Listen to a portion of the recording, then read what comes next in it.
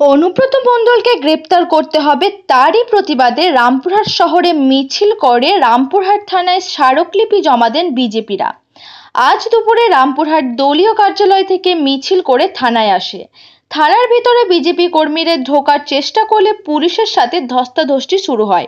এরপর বিজেপি কর্মীরা রামপুরহাট থানার সামনে বসে বিক্ষোভ দেখাতে শুরু করে।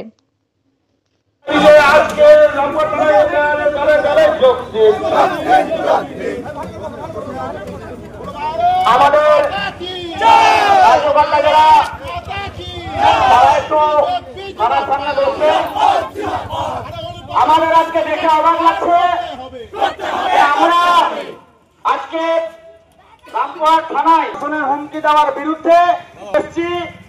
ওই দুষ্কৃতী, ওই সমাজ বিরোধী অনুব্রত মণ্ডলের নামে এফআইআর করতে আমরা এসে দেখছি, আমরা সংখ্যায় আজকে এসছি কম, হাতে গুনলে পরে 30 জন হচ্ছে, আমাদের থেকে বেশি আমাদেরকে আটকানোর জন্য রেখে দিয়েছেন।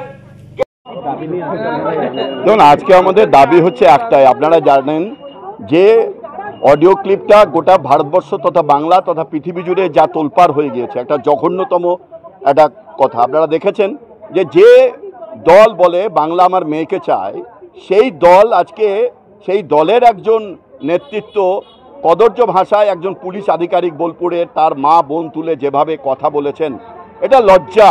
আর তারই বিরুদ্ধে আজকে ভারতীয় জনতা পার্টির পক্ষ থেকে আজকে তারই বিরুদ্ধে আমরা এফআইআর করেছি। আমরা চাই এর অবিলম্বে শাস্তি হোক, আমরা চাই।